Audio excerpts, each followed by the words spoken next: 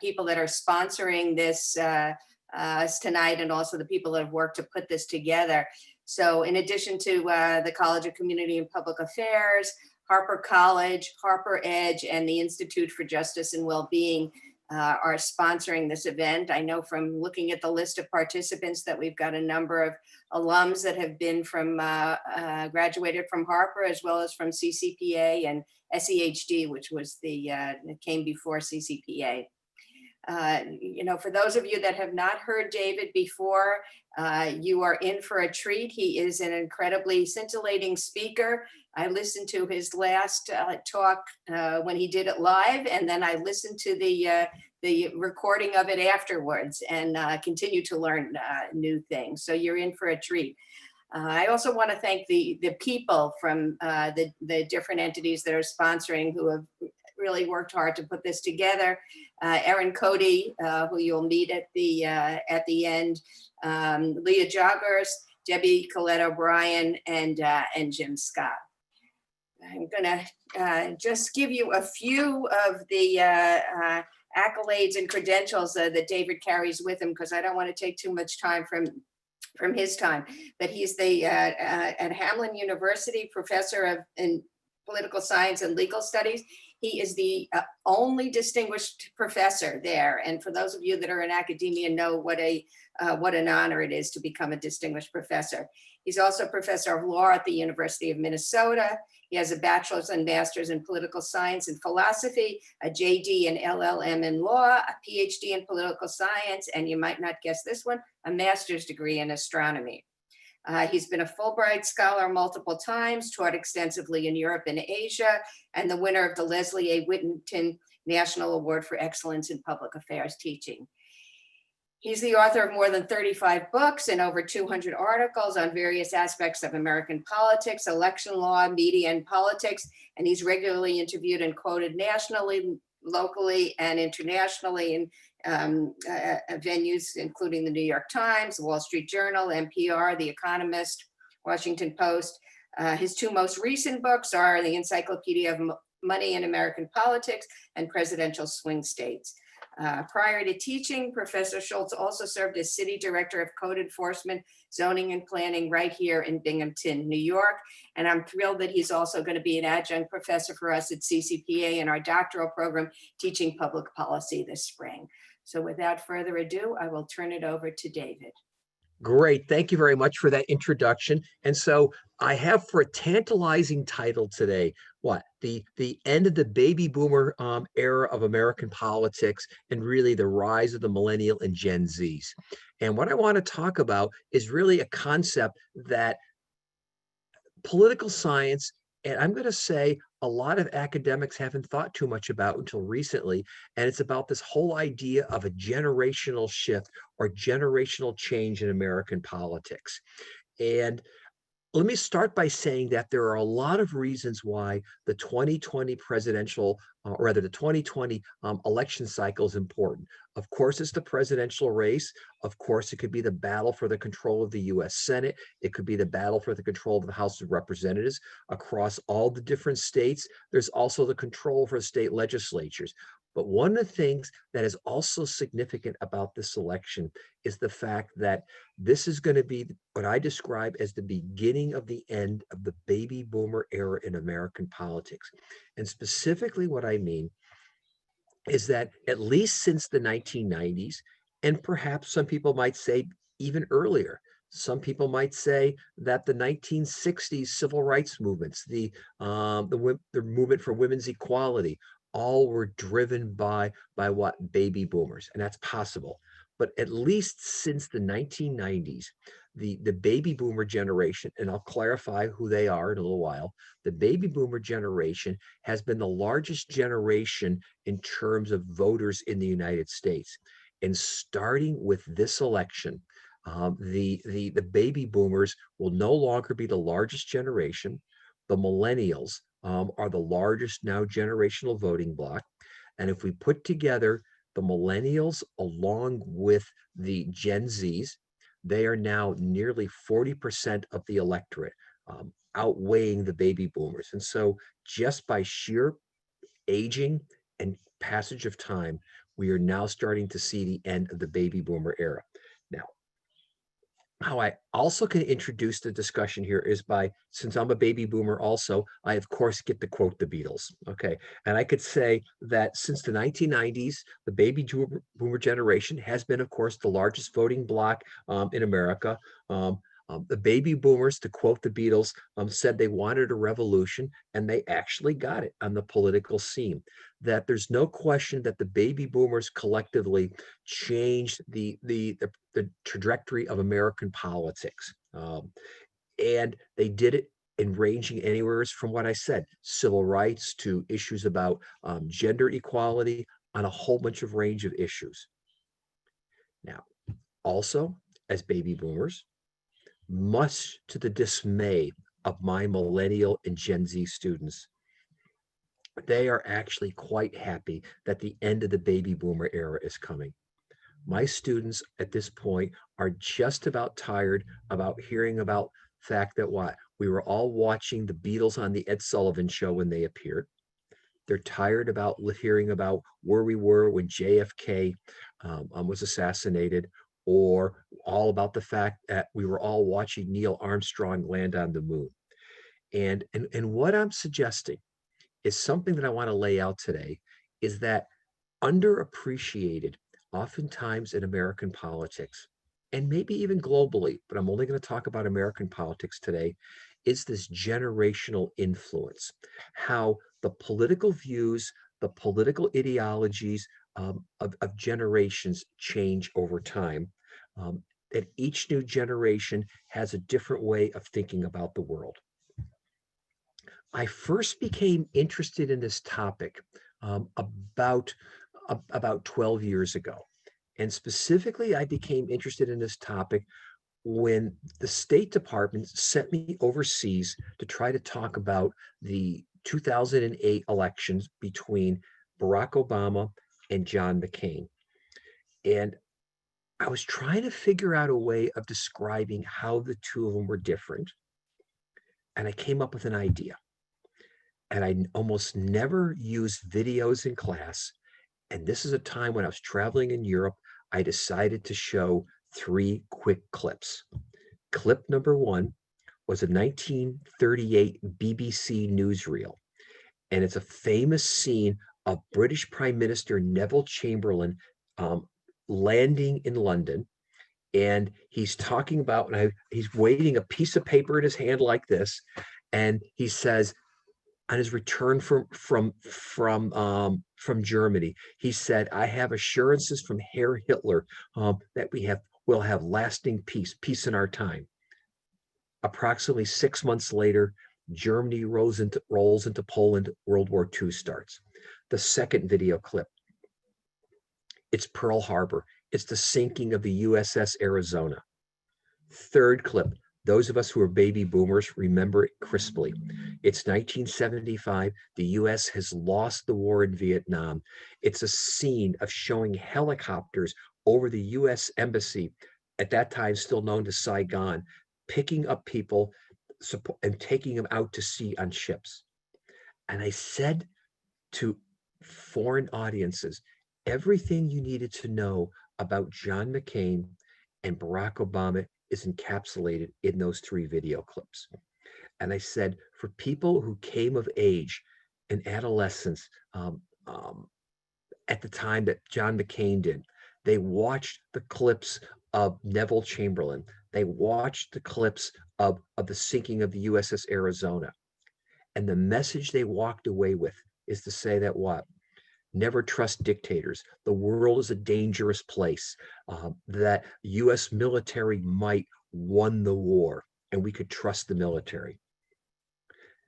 People of John McCain's generation watched also the US Embassy clip and said, this is a message about what? Not using enough military force, perhaps.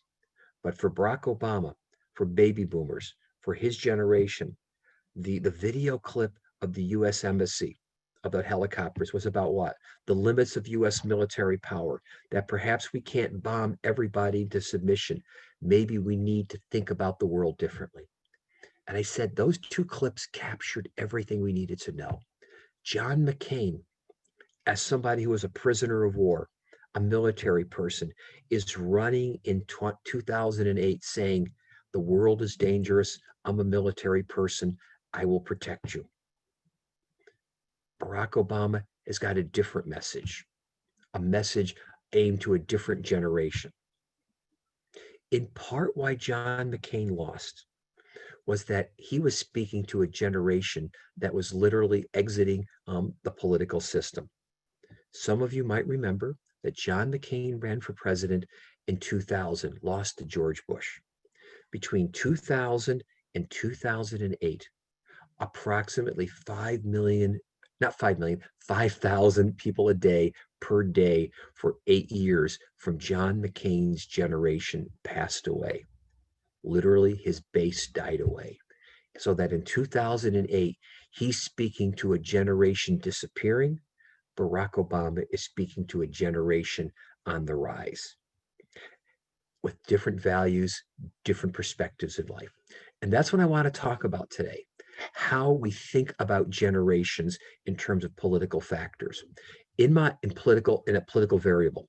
In my American politics classes, on the very first day of class, I write on the boards the words race, class, gender, region, religion, and then I add the word generations. And what I argue is that to understand American politics over time, we have to understand how these different variables, characteristics, demographics play out in terms of political coalition forming, ideology, and so forth. But generations is generally not thought of as a major variable. The whole concept of generational influence for our purposes really starts back in the 1920s. There's a German sociologist, Karl Mannheim, who wrote a very, very famous article all about generation and generational politics. There's also some writers back in France in the late 1890s, but I'm going to sort of go with Karl Mannheim, and I'm going to roughly describe the concept of generational effect or generational influence. And it more or less goes like this, according to Mannheim, is that there's a two-stage process for generational influence in politics. Stage one takes place in adolescence. Now, we can have a great debate regarding what adolescence means. At the time Karl Mannheim was writing, he was arguing that adolescence was something that occurred roughly between about, let's say, 14 and 20. I know now many developmental psychologists are arguing that adolescence might even push into the tween years, and it might push even later into the 20s. But I'm not here to solve that debate, but to say that the argument is that sometime in our adolescence, we are particularly impressionable. Now, one of my former teachers, I did my master's in political science at Rutgers. Roberta Siegel was sort of the main person who talked all about political socialization. In fact, I remember as an undergraduate at Harper, Mary Hanna, who was my undergraduate intro-American politics teacher. I think the very first paper I wrote in college was about political socialization and asking us to identify the sources of our political learning. But what Roberta Siegel, Karl Mannheim, and others argue, and developmental psychologists such as Piaget and others, is to say that when we're children, we closely identify, for a lot of reasons, with our parents' ideology, our parents' politics, if in fact we're thinking about politics at all. Our parents are the greatest source, at least early on in our life, of so many forms of learning and behavior. But sometime in adolescence, again, however we define adolescence, what we wind up having is we start to develop our own identity. Our frame of reference starts to shift from being centered solely on our parents. We start to acquire our own political identity, and at the same time, we start to identify with our peers. For what maybe the greatest part of adolescence is that shift. Part of the worst part about adolescence may be the fact that we now start to worry too much about our peers. But at some point, we now are at this impressionable stage in our adolescence. We're starting to pay attention to the world, our peers, other events going on in the world. And what Mannheim argues is that people in their adolescence might experience some event in the world, some major event in the world that helps fuse their political identity, almost like this collective consciousness, collective learning for something, and that this helps forge our political views. And his argument is that the views, the values politically that we acquire in our adolescence largely stay with us the rest of our life. Now, Roberta Siegel and others would say that we still have socialization that occurs as adults, but even they would say, and she would say, that the framework that we develop as adolescents becomes what? The kaleidoscope, the telescope, the microscope, I'm not sure what metaphor I'm looking for here, that influences our perspective the rest of our life. And even though many people want to argue and say that age is a major factor in politics, and it is, we shouldn't discount the generational influence.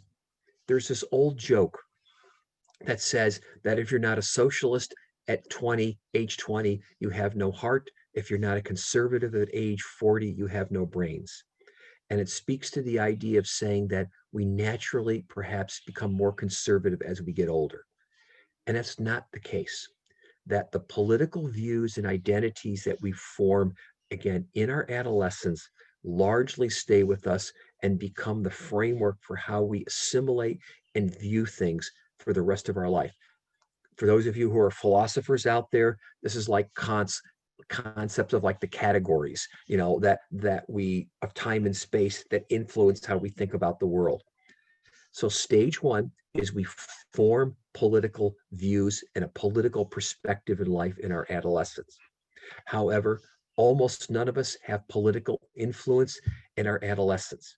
And what Mannheim argues is that what happens then is approximately 25 years later, late 30s, early 40s, we are now in a position of acting on our political beliefs, that we have now moved up in life. We have become adults. We have maybe risen up in the levels of influence in our jobs. Maybe politically we have. Also running for office. We have now come of age politically, and the generation or generations before us have dwindled in size and are exiting. And so stage two is where now we are capable of acting upon the beliefs that we have acquired and were socialized into when we were adolescents. And now we have the opportunity to do what? To remake the world in our image.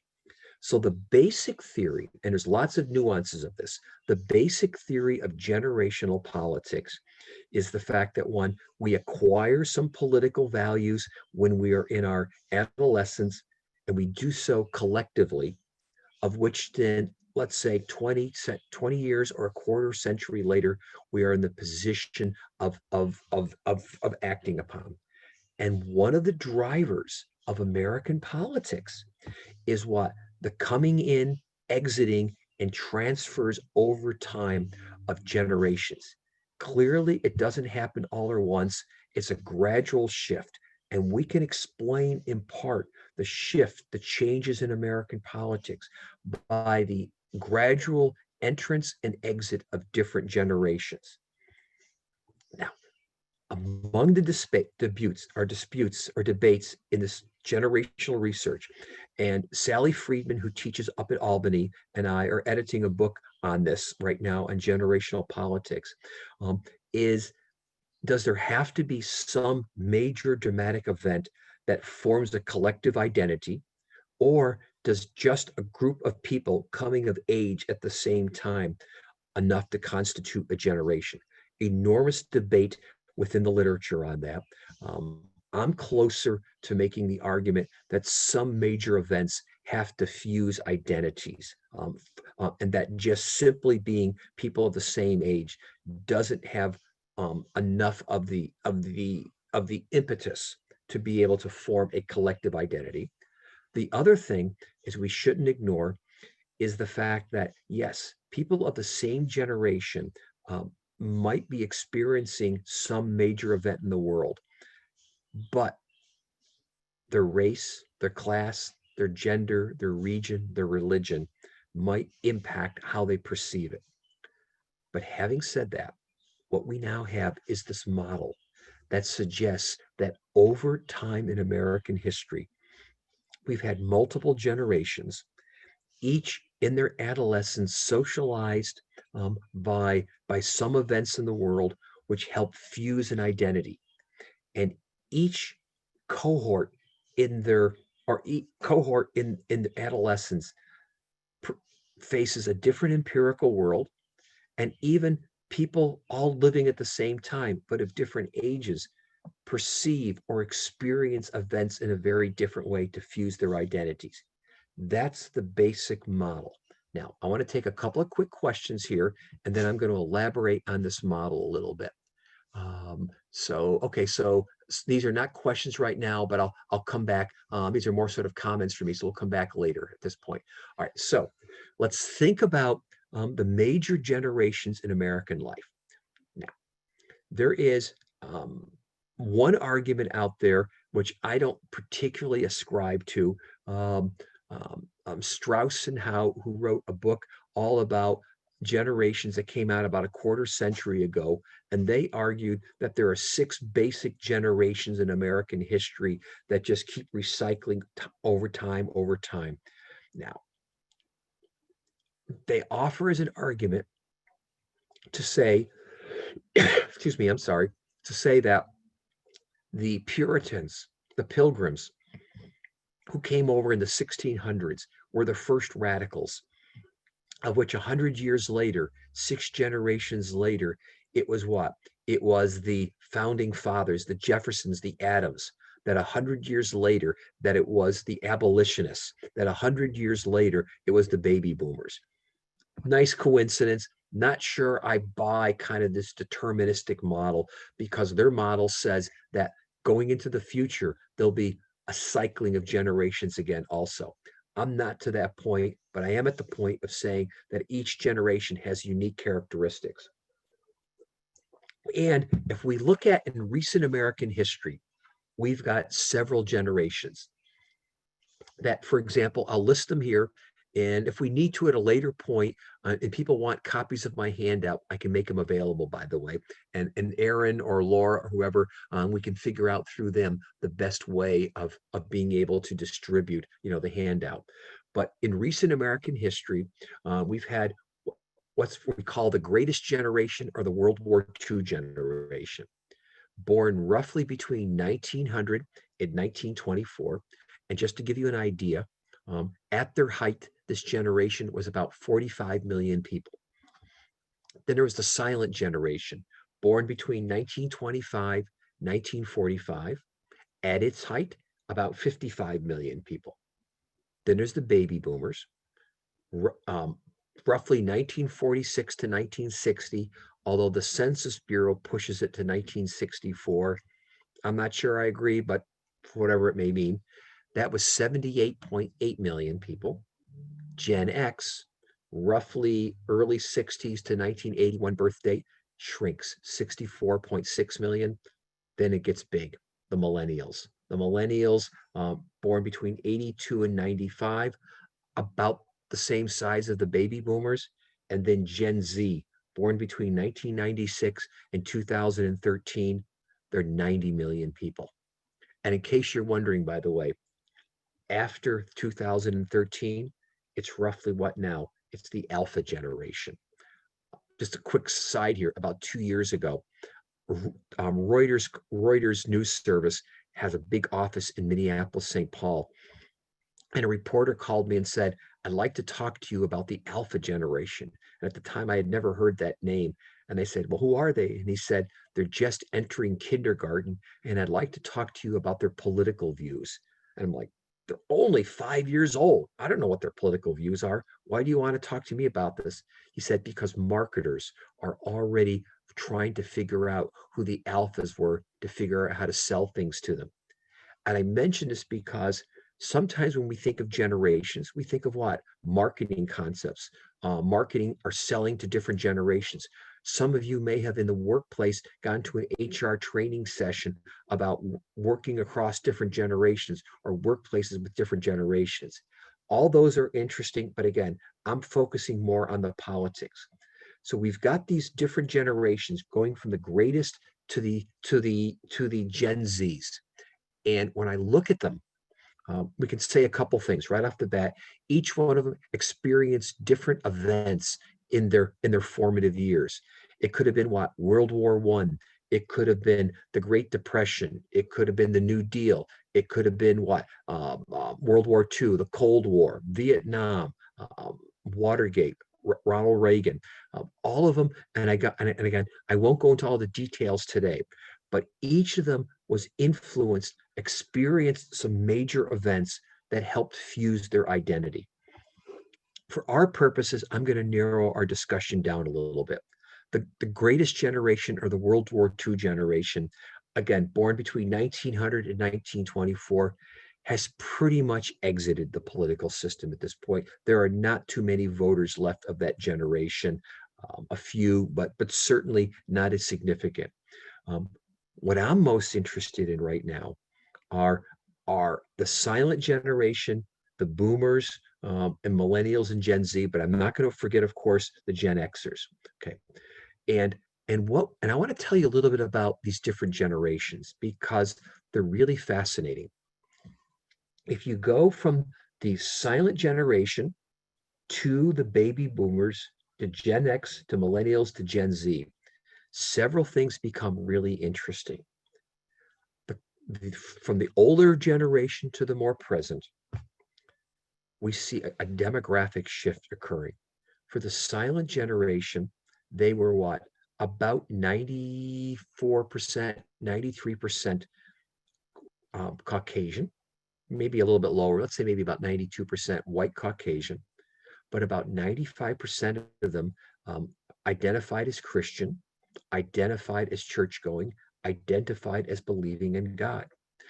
In the most recent Pew studies, we know that the silent generation is a vast majority of them label themselves as conservative.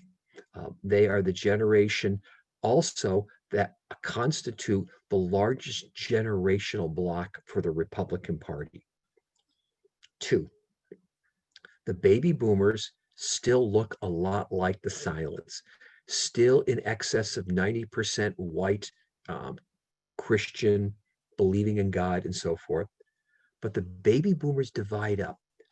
We notice a fissure in the baby boomers.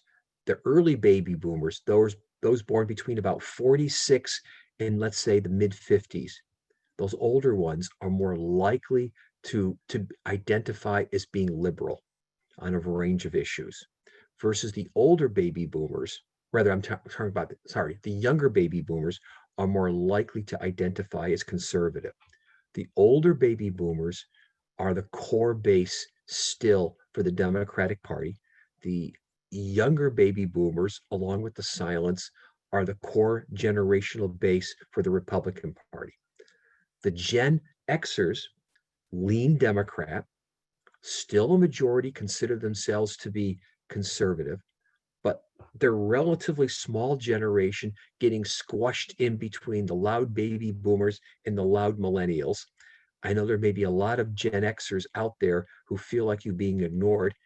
And unfortunately, you are being ignored in many ways. Although, depending on how you define it, perhaps Barack Obama was the Gen X president.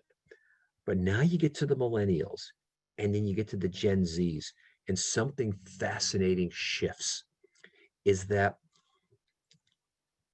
according to survey research, we're now looking at two of the most diverse generations in American history. That if we think of most of American history going back to the constitutional framing, that the description of WASP, white Anglo-Saxon Protestant, captured America, that was accurate. But with the millennials, with the Gen Zs, we're seeing now what these are the largest generations of ever in American history who are immigrant, who are non-white, who are non-Christian, who are also in many ways saying they are not religious. This is actually significant. There was a really interesting piece in the most recent issue of Foreign Affairs magazine that pointed out that the United States is one of the most rapidly secularizing countries in the world over the last 15 or so years, mostly due to this generational shift that's going on here. These two generations also majorities identify as liberal. So politically, demographically, religiously, they look very, very different than the previous generations. And the Gen Zs, and I'm going to get to a couple more questions here in a second here. The Gen Zs and the millennials are interesting. They view politics differently than the previous generations. I mentioned to you that the younger baby boomers and the silents are the core generational support for the Republican Party, along with the older baby boomers and Gen Xers being the core for the Democratic Party. The millennials and Gen Zs are skeptical about the two parties. Maybe watching them squabble over time, maybe the fact they've got, again, different political orientations. But the way I describe the way millennials and Gen Zs describe the two major political parties is they view them as two different restaurants with two different menus. They don't particularly like all the things on the menus of either and want to move them around, take some things off the menu, put some things on. These two new generations are not reliably Democratic in terms of voting party, but they lean in that direction. What does all this mean in terms of thinking about American politics? It's actually quite fascinating who are thinking about a lot of different things. One is the fact that for both the Democratic and Republican parties, we're looking at potentially an existential threat occurring for both of them. That, again, the new generations that are coming up look very different, think very differently than the boomers and silents and the Xers to some extent that compose them right now. Does this suggest that the two major parties disappear in the next few years? Or does it suggest a significant redefinition of who they are? That's a possibility. Another thing that it suggests is that what? To a large extent, the polarization in current American politics is a generational polarization. It is the silent and to some extent baby boomer generation in opposition to a rising set of generations which take a different set of views. Another way of viewing what's going on in American politics right now is within the Democratic Party. 4 years ago, Hillary Clinton was the candidate of the baby boomers. Bernie Sanders, ironically, was the candidate of what? The millennials. And they spoke to different issues, different perspectives. For my students, I got this great line that I can't even begin to get the voice inflection. 4 years ago, one of my female students, 20 years old at the time, and I knew she was a Bernie Sanders supporter. And I asked her and I said, what do you think about Hillary Clinton as a candidate? And with a degree of disgust in her voice I can't capture, she says, Hillary Clinton. She went, my grandmother's candidate, with this incredible dismissiveness towards her.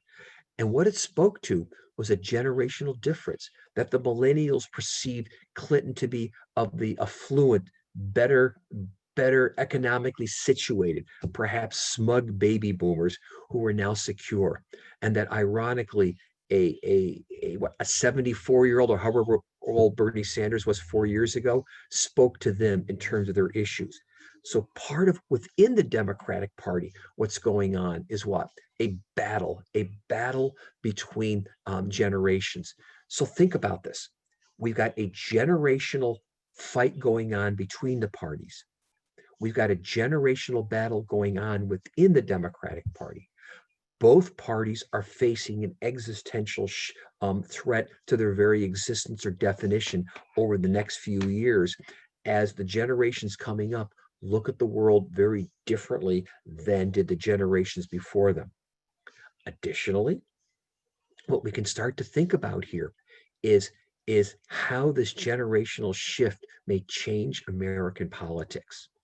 I mentioned to you a few minutes ago that the two rising generations are the most secular in American history. A lot of our major contentious issues in this country, abortion, reproductive rights, LGBTQ issues, even immigration, take on huge dimensions that have a religious undertone to them. What happens as we become more secular over the next decade? Do we see a shrinking, a dissipating of these tremendous generational or tremendous social issues that have been driving us for many years? That's a possibility. The other thing that this generational model suggests is a model for political change. We can understand how political parties, how political agendas change by the entrance and exiting of generations over time. So what I'm trying to sketch out for you is this model, a model that says that so far the baby boomers for the last 30 years have really defined American politics, still from a perspective of when baby boomers were influenced by what? The Cold War, the Vietnam War, perhaps the civil rights revolutions, the movement for the ERA, a whole bunch of different phenomena. And clearly the baby boomers made their mark in terms of the world. But now, as they leave and new generations take over, are we going to be seeing, again, to quote the Beatles song, a new revolution occurring? Are we going to be seeing a redefinition of what American politics looks like down the line? And I think that's eminently possible. We know, for example, that the Millennials and Gen Zs, as I mentioned to you before, they're the highest percentage non-white, highest percentage non-Christian, and the highest percentage immigrant in American history. If we look at where they are ideologically, they are supportive of immigration, LGBTQ issues. They're supportive of recreational use of marijuana. They are supportive of significantly spending more money in terms of addressing social welfare issues. For them, a defining issue for the millennials is global warming. For Gen Z, it is perhaps gun violence, as well as global warming. These are the issues of which they are organizing. Now, in this book that Sally and I are doing, Sally Friedman, it's an edited volume. One of the contributors has done a really fascinating chapter, and I wish I could claim credit to it, where she compared the organizational structure for the civil rights movements, for the second wave feminist movements in the 1960s and 70s under the baby boomers, compared to the major movements for millennials and Gen Z. That is Occupy Wall Street, Black Lives Matters, and found something interesting.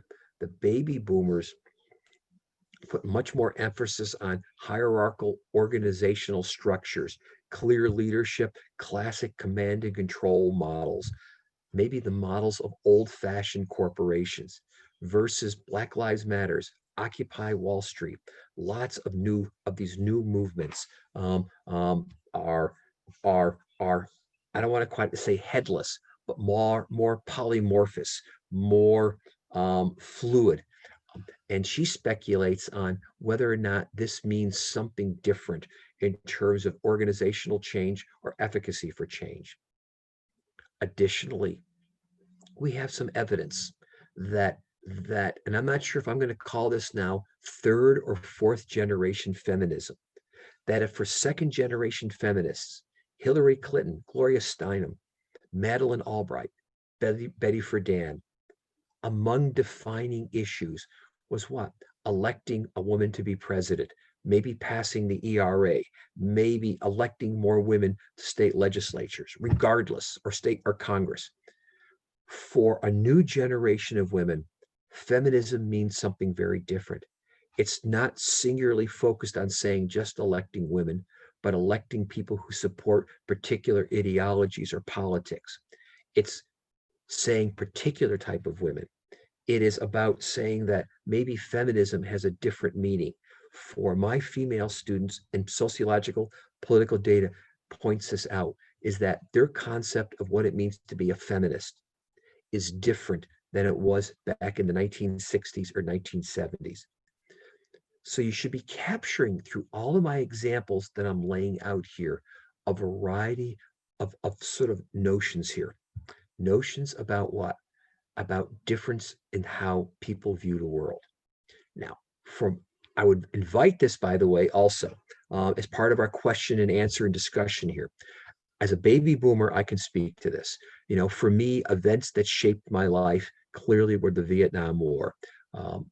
I was 5 years old when JFK was assassinated, 10 years old when Robert Kennedy, Martin Luther King died. Uh, uh, I grew up influenced by the Great Society programs of Lyndon Johnson and by the Civil Rights Movement. These are events that I remember. For Gen X, is it what? Columbine? Is it maybe the Challenger blowing up several minutes after takeoff? It'd be what? What are the events that have defined their generation? For the millennials, some people are saying it's what? It is the school shootings. It is perhaps for the millennials, it is 9/11 as a definer. And now think about perhaps for Gen Z. Is Gen Z going to be what? The coronavirus. Is Gen Z going to be what? The Donald Trump or Barack Obama? Is Gen Z going to be about the fact that for many of those people of that Gen Z generation, they're seeing Congress, the two major parties, not able to agree? And to what extent do they grow up thinking about politics as about what? About partisan battles and not about working together? Some of this is speculation. Some of this is a work in progress in terms of trying to figure out some of these generational differences. But if you accept the premise of the argument today, not just for me, but for many other writers, this resocialization, this replacement of one generation with another brings with it political change. And again, over the next 10 years, as the silents exit, the baby boomers exit, are we going to see perhaps a dramatic shift in American politics? I think the answer is yes. So let me get to a few questions here. Okay, so how does the fact that for the last few generation waves, each is more racially diverse than the one before factor into the generational identity? And I was sort of hinting at that, Artie, that clearly we're seeing that, well, a person's race clearly influences how they experience the world. We unfortunately have learned that from, or relearned that again from George Floyd. Again, I'm in St. Paul. George Floyd died about 4 miles from my house. Some of the significant riots and demonstrations occurred here. I just mention this because for people of color, they experience the world differently. And for this generation, the new generations coming up, clearly the racial identity brings with it different perspective on the world than white Caucasians. Now, what I caution people to think about, and this was one of the mistakes that Democrats made for years. Clinton made this mistake. Rui Teixeira, who writes for a lot of work for the Democrats, used to utter the phrase, demographics are destiny, somehow immediately thinking that changes in demographics would towards a more racially diverse world would immediately mean that what? That it would be more hospitable to Democrats. That's not necessarily the case. I'm still of the person who believes that while there are plate tectonics that move our political system, such as generations or technology, politics is still about a candidate, a campaign, a message. And it's not necessarily the case that the world is set up to automatically guarantee that Democrats are going to do well because of a generational shift. What I say is demographics is not destiny. Demographics is about possibilities. And we're seeing that. By the way, I think I posted today on my Facebook page. And also, if you don't go there, go to Wallet Hub. There's a story there all about minority voters and politics and projecting what all this means into the future. Again, go to Wallet Hub, and that would be a better place to look at it. Okay. During 16 election, I attended a talk including Sean Willis. He believed, correct, if I remember correctly, that the GOP won, one result would be a renegotiating of all the issues of the 60s. To what extent, if any, do you believe this happened? And do you think that when the baby boomers leave power, we'll have less social impact? We'll have less conflict, or the notion of social conflict has been overemphasized. Well, first off, I do think we are in the last gasp of renegotiating the 60s. But what the 60s are going to mean going beyond the baby boom generation, it's clearly yet to be seen how the millennials perceive it. I mean, this is just a joke on my part here. We know that the baby boomers came up saying what? Sex, drugs, and rock and roll, that we rebelled against our parents' sexual mores. Yet the polls suggest that a majority of baby boomers didn't support initially LGBTQ rights or marriage equality. We forget that the vast majority of baby boomers, even back in the 60s, were not liberal. The stories of university demonstrations and campus protests dominated the news, but they didn't capture all the baby boomers. That might have been an exaggeration regarding how liberal they really were. But with that, is that if what I'm suggesting is true, that if we're looking at a a remaking of the American political system in the next 10 or so years by two new generations that are much more hugely diverse and secular.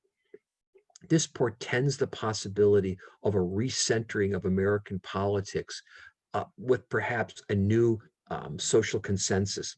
I think it was about 3 or 4 years ago, I'm forgetting, I was back at Binghamton for homecoming, and there were several of us who had all graduated from Binghamton, who now had PhDs in political science, and we were teaching, I think, what, at Hofstra and Wilkes and I'm at Hamlin, and we all sort of agreed and said that we're looking at a lot of the friction right now in American politics being driven by generational differences, and that as those generations shift and change, we're looking at a possible new consensus.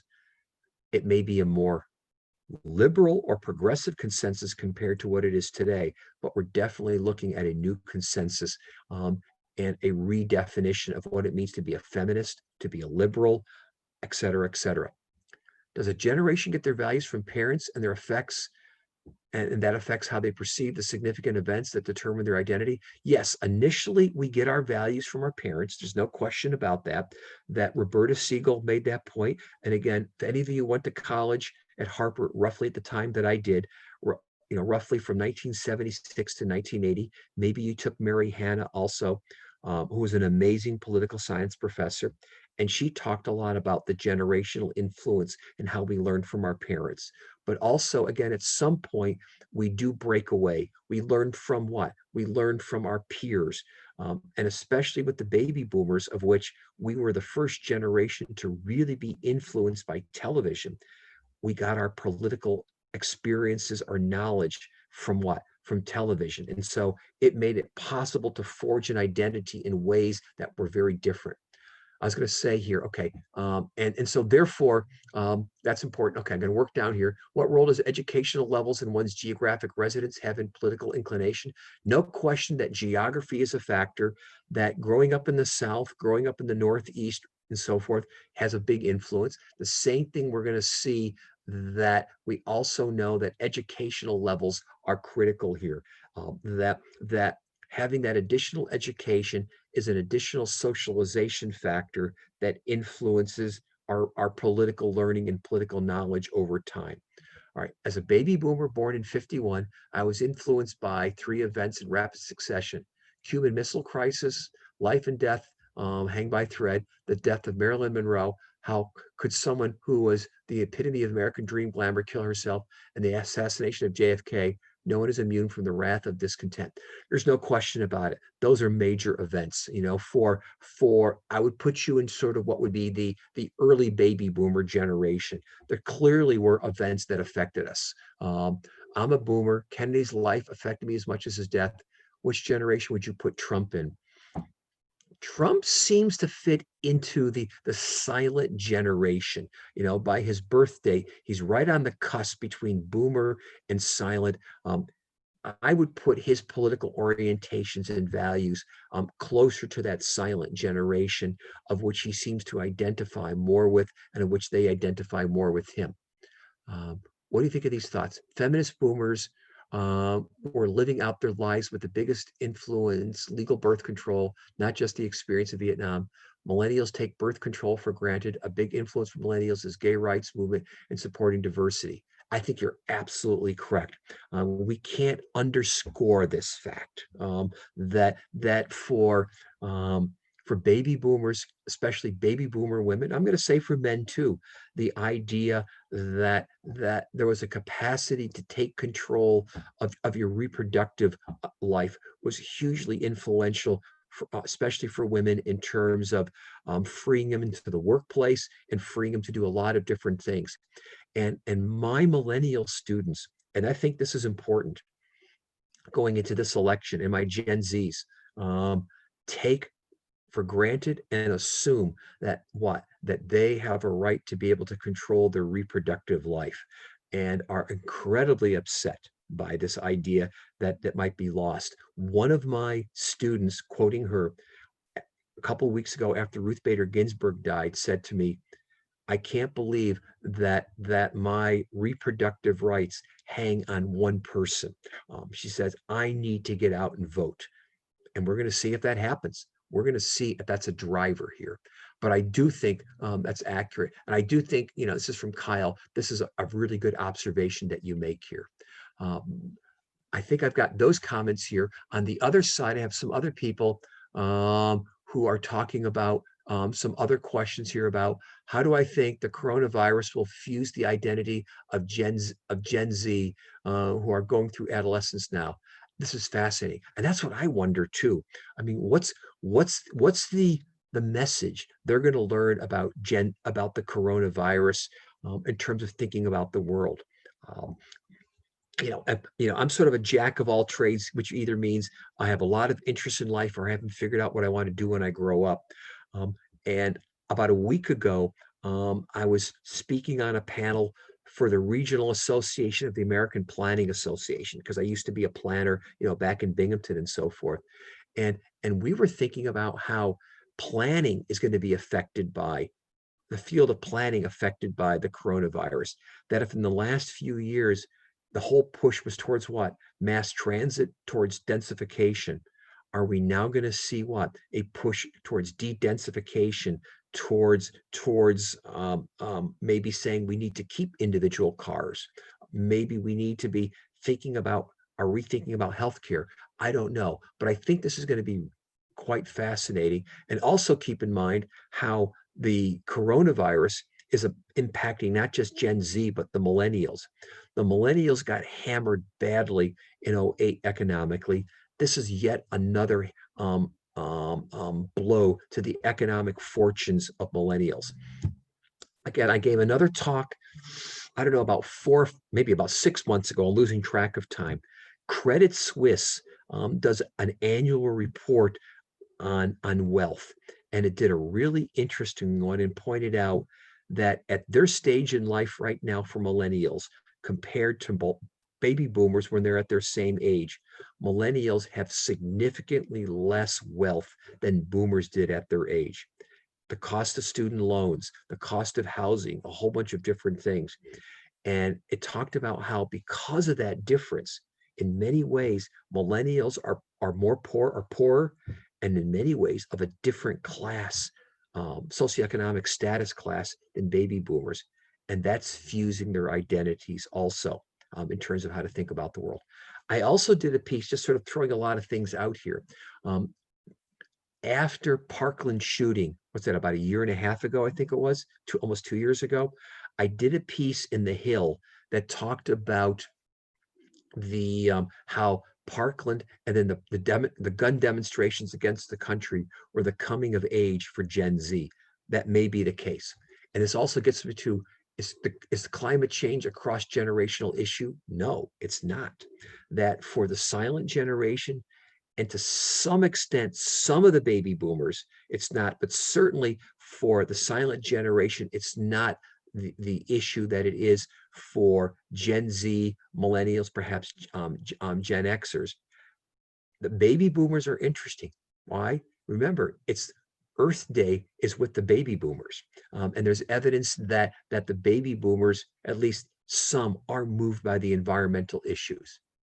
Do you think there's an intersection between generations and their access to education when considering political differences? Unequivocally. Now, first keep in mind that the Gen Zs and the millennials are the best educated generations in American history by percentage going to college. And clearly we have evidence that education oftentimes is a factor that influences, let us say, social tolerance or our political perspectives. If we overlay education with generations, we might very well have some additional explanations regarding some of these generational differences. Okay, this is from Ashley. How do you think the social media has shaped how Gen Z sees politics? TikTok is one of the most popular social media sites, and as an 18-year-old, I personally spend hours a day on the app a day, some points during quarantine. There are hundreds of political accounts where teenagers talk about their own political views, et cetera, et cetera. I think what's fascinating is how the social media is having the capacity of fusing generational identities even more so than we saw in the past. That potentially, the baby boomers, it was what? Watching television. It was maybe still reading newspapers. But here, as Ashley points out, it is the social media. It is what? It is text messaging that gives you a capacity to identify with others in ways that previous generations couldn't. In fact, I'm going to push it even further. I think it was a few years ago, I was teaching in Moscow, and I was in a coffee shop in Moscow. And just in case you're wondering, it was Starbucks Moscow. And I was so disappointed. My students over there, it was cold, said, let's go to a coffee shop and get something to drink. And I was expecting a great Russian Moscow coffee shop. And they took me into a Starbucks there with Frank Sinatra and Ella Fitzgerald playing in the background. And I was disappointed. But what I learned is how now these students over there, what do they do at their time? Text message, surf the web. They do the same things that American students do. They have access to American culture, movies, and themes. And to what extent is this now perhaps forging and fusing a generational identity across political boundaries? All right, I know I'm going to get the hook very quickly from Aaron. So I think there's no open questions. Aaron, do you have some closing things that you want to say as we're finishing the hour up? Well, thank you very much, David. This has been so engaging, entertaining, and thought-provoking. I would love to, first of all, introduce myself. I'm Erin Cody. I'm the director of Harper Edge, and we are thrilled in Harper Edge to have hosted you, to have collaborated with our colleagues in CCPA on this event. And we are very grateful to the Center for Learning and Teaching for supporting us with Zoom webinar today, and our colleagues in advancement as well. Thank you so much. David, your talk was such a great way for Binghamton students, alumni, faculty, staff, and guests to engage with current events, right, and consider how the future may be impacted as the torch is passed to the next generation. Thank you so much. Sure. Can I do one last thing? Oh yeah, of course. I want to type in, this is going to be in the chat feature to all the panelists. Just a second. Hope I got it right. There we go. There's my email. If Okay. any of you want to follow up and send me an email, ask questions, go ahead. And I'm also hoping, and I don't know if it's the case, if any of you went to Binghamton at about the time that I went, maybe we've got a 6 degrees of separation, and perhaps maybe we can sort of rekindle or find out if we know anybody. So anyhow, please add that, and thank Erin for passing that out to everybody else. Absolutely. Thank you all, and we wish you all well. Thank you for joining us tonight, to all of our guests. And everyone be safe, and don't forget to vote. Thanks so much. Bye. Bye.